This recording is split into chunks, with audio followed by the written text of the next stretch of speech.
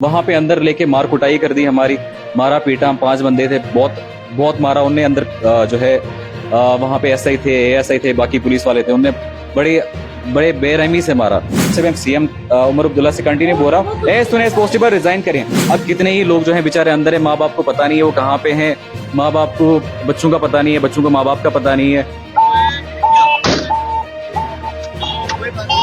नहीं चलेगी, नहीं चलेगी, नहीं चलेगी, नहीं चलेगी। पीएसए को, पीएसए को, आकिब जी, आपसे जानना चाहेंगे, कल प्रोटेस्ट किया था आपने और उसके बाद आपकी डिटेनिंग हुई, तो उसके बाद क्या कुछ जो है आपके साथ हालात बने?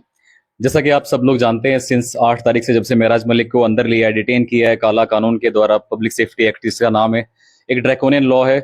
सिंस 8 तारीख से हम कंटिन्यूअसली पीसफुल प्रोटेस्ट कर रहे हैं। वो पूरे जम्मू कश्मीर में हो रहा है, जैसा कि आप सब लोग जानते हैं, पूरा इंडिया में प्रोटेस्ट हो रहा है, बहुत सारे different parts of the country में भी प्रोटेस्ट हो रहे हैं इस टाइम पे। तो ये प्रोटेस्ट का कंटिन्यूएशन था जो कल हम प्रोटेस्ट कर रहे थे। जब कल प्रोटेस्ट हुआ मस्जिद के बाहर, मक्का मस्जिद भठंडी के बाहर प्रोटेस्ट हो रहा था, उस टाइम पे हम पीसफुली प्रोटेस्ट कर रहे थे।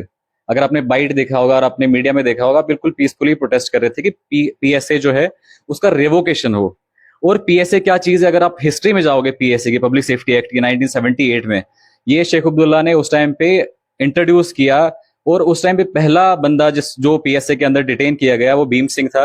भीम सिंह में जब डिटेन किया गया पीएसए के द्वारा, सुप्रीम कोर्ट ने उसका पेटिशन में जो शेख अब्दुल्ला सरकार थी उस टाइम पे 50,000 का पेनल्टी डाला, बोला कि ये बिल्कुल ड्रैकोनियन है, आप इस पे पीएसए लगा नहीं सकते हैं। आप हिस्ट्री में ही देखो कि किस तरह से कि काला कानून को जो है पहले से ही सुप्रीम कोर्ट ने, जस्टिस की बात जब आती है तो पहले से ही रिजेक्ट करा हुआ है।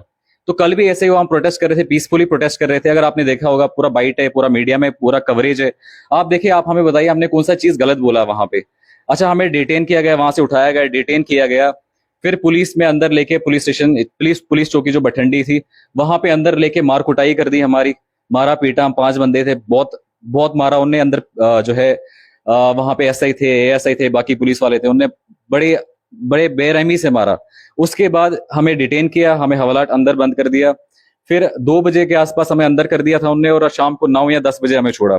और इस टाइम पे आप देखोगे सिचुएशन, अगर देखोगे डोडा किश्तवाड़ भद्रवाह में पर्टिकुलरली जो चुनाव वैली है, इस टाइम पे इंटरनेट शटडाउन है, पूरा ब्लैकआउट है, कॉल्स का ब्लैकआउट है, इंटरनेट का शटडाउन है, पूरा इस टाइम पे इंटरनेट चल ही नहीं रहा है। और कितने लोग हम जैसे हैं जो डिटेन किए गए हैं, अंदर बैठे हैं, ये जो काला पानी टाइप के जो ये इन्होंने बनाए हैं, जो पुलिस स्टेशन है वहां पे रख के मार कुटाई चल रही होगी, क्या क्या करते होंगे उनके साथ मुझे पता नहीं है।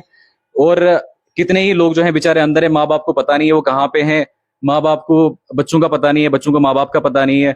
अंदर कितने लोग हैं, अंदर कितने लोग हैं कोई पता नहीं है। खाना पीना उनको प्रॉपरली मिल रहा होगा, नहीं मिल रहा होगा, वो भी पता नहीं है। अब देखो ना, राइट टू फूड हो, राइट टू कनेक्शन हो, कॉन्टैक्ट्स हो, बाकी चीजें, वो सब कुछ नहीं मिल रहा है।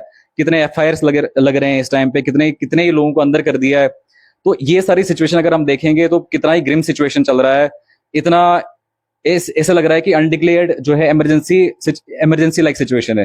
तो मैं लेफ्टिनेंट गवर्नर से पर्टिकुलरली यहाँ पे रिक्वेस्ट करता हूँ कि as soon as possible internet का रिवोकेशन हो जाए, इंटरनेट जो है उसको वापस रिस्टोर किया जाए, साथ साथ में कॉल्स का रिस्टोर किया जाए। और हमें जितने भी हमारे भाई हैं या बाकी लोग हैं जो डिटेन किए हुए हैं, उनको एज सुन एज पॉसिबल बाहर निकालिए।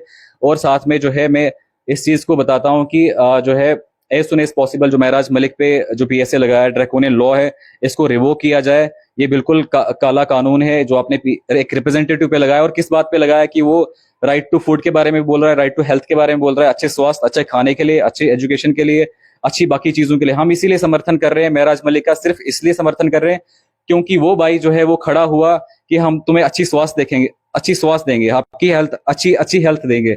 अगर उस हेल्थ पे, अच्छा हेल्थ जो है उस पे वो बात करेगा, उस पे पीएसए लगाया जाएगा, तो फिर आप सब पे पीएसए लगाए ना। हम भी बोल रहे हैं कि हमें अच्छी स्वास्थ्य चाहिए। हम टैक्स क्यों पे कर रहे हैं आपको? टैक्स तो इसीलिए पे कर रहे हैं ना कि आप, हमें अच्छी स्वास्थ्य चाहिए, अच्छी एजुकेशन चाहिए, अच्छी शिक्षा चाहिए, हमारे बच्चे आगे, हमारी अगली जनरेशन जो है अच्छे से पढ़े, या जो जनरेशन पढ़ रही है वो अच्छे से पढ़े, इसीलिए तो हम टैक्स पे कर रहे हैं आपको। लेकिन अगर हम ये चीज आपको बोलें कि जो हम टैक्स दे रहे हैं उससे हमें अच्छी शिक्षा चाहिए, आप अगर उस बेसिस पे पीएसए लगा रहे हैं, तो पूरा जम्मू कश्मीर में पीएसए लगाए ना। आपने ऑलरेडी स्टेट को यूटी बनाया है। और साथ में मैं उमर अब्दुल्ला से ये रिक्वेस्ट करता हूं, मैं बार बार रिक्वेस्ट कर रहा हूं पिछले कई दिनों से, जब से पीएसए का जो है ये जो है महराज मलिक पे लगाया गया है, तब से मैं सीएम उमर अब्दुल्ला से कंटिन्यू बोल रहा हूँ as soon as possible resign करें। अगर कुछ नहीं, मैं वही तो कुछ नहीं कर पा रहे हैं ना वो, मैं वही तो हाथ में ऐसा लग रहा है कुछ है ही नहीं। मैं वही तो बता रहा हूँ, कुछ नहीं कर पा रहे हैं, इसलिए हम हाथ जोड़ के उमर अब्दुल्ला जी से कह रहे हैं कि भाई छोड़ दो, कुर्सी छोड़ दो। जैसे महबूबा मुफ्ती का हालत हुआ वैसा ही आपका भी होगा। तो एज सुन एज पॉसिबल आप कुर्सी छोड़िए, आप रिजाइन करिए। आज जो बोल रहा है उस पे पीएस से डिटेन और एफआईआर कट रही है, क्या करोगे आप? अब यही चीज है ना, मैं यही ऐसे स्टूडेंट हैं जो अभी भी घरों से गायब है, जिनका पता ही नहीं वो कहाँ पे अभी 600-700 लोगों का जहां से इनफॉर्मल इन्फॉर्मेशन है कि 600-700 लोग जो हैं वो डिटेन है, और किसी को ना माँ बाप को पता है ना किसी को। मुझे भी बहुत सारी कॉल्स आ रही हैं जनाब वैली से, बहुत जगहों से कॉल आ रही है। 100 से ज्यादा सर लड़कों का, यानी कि जो डिटेन किए गए उनका पता ही नहीं है। हमें भी कॉल्स आती है, हमें भी लोग सवाल करते हैं कि हमारा बेटा लिया है, हमारा भाई लिया है, हमारा बाप डिटेन है, हमें पता ही नहीं, इंटरनेट की सर्विस नहीं है, कॉल नहीं जा रही है। इसलिए मैं आपको कह रहा हूं, उमर अब्दुल्ला के पास तो कॉल जा रहा है ना, उमर अब्दुल्ला के पास तो इंटरनेट है ना, एटलीस्ट तुम्हारे पास इंटरनेट है, तुम्हें सब पता है। ये ट्वीट से कुछ नहीं चलेगा। जो महबूबा मुफ्ती का हालत हुआ वैसा ही आपके साथ होगा। इस टाइम पे नौजवान जितने भी हैं सारे सड़कों पे हैं, और ये नहीं कि सारे अनपढ़ हैं, पढ़े लिखे जवान भी हैं, जो पढ़े लिखे एजुकेटेड हैं, जो सिविल्स की तैयारी करते हैं या जिनका पॉलिटिकल करियर है, उन सबको पता है, सब चीजें पता है। मैं उमर अब्दुल्ला से बार बार ये कह रहा हूं कि आप रिजाइन करिए, एज सुन एज पॉसिबल आप रिजाइन करिए। आपसे कुछ नहीं चल रहा है, ना आपने 200 यूनिट का बिजली दिया, ना आपने बाकी चीजें दी, ना बाकी चीजें कर रहे हो। इसलिए आप हमारे रिप्रेजेंटेटिव, हमने आपको बना के भेजा था, लीडर ऑफ दी असेंबली बना के भेजा था, लेकिन आपसे कुछ नहीं चल रहा है तो रिजाइन करिए ना। बैठे क्यों हैं आप जनाब वहां पे कुर्सी पे? आप रोटेटिंग कुर्सी पे और टायरों पे घूम क्या रहे हैं आप? अगर कुछ नहीं चल रहा है आपका तो ये छोड़ दीजिए ना। अच्छी स्वास्थ्य नहीं दे सकते हैं, अच्छी बिजली नहीं दे सकते हैं, अच्छा खाना नहीं दे सकते हैं, गरीब का जो मार्जिनलाइज सेक्शन सोसाइटी का उसके लिए कुछ नहीं कर सकते हैं, आप बैठे क्यों हैं वहां पे? हमने किस लिए भेजा है आपको? इन लोगों ने अच्छी सरकार भी नहीं दी। सरकार एक ही थी, जो महराज मलिक था जो बोल रहा था, आज वो भी जेल में। प्रॉब्लम तो यही है ना, जो भी बोलेगा। अब हमने कल बोला, हमने तो पीसफुली बोला, इन्होंने हमारी आवाज भी दबाने के चक्कर में हमें भी अंदर डाल दिया।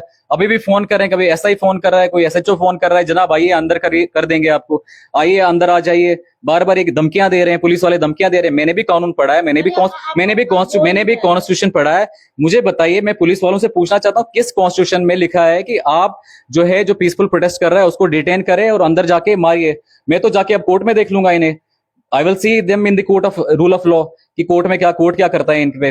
तो बाकी रही अभी की बात ये है कि हम जो पीसफुल प्रोटेस्ट कर रहे हैं वो हम करते रहेंगे, और मैं अपने मरते दम तक ये प्रोटेस्ट करता रहूंगा, because this is my fundamental right under article 19(1)(a) of the Indian constitution.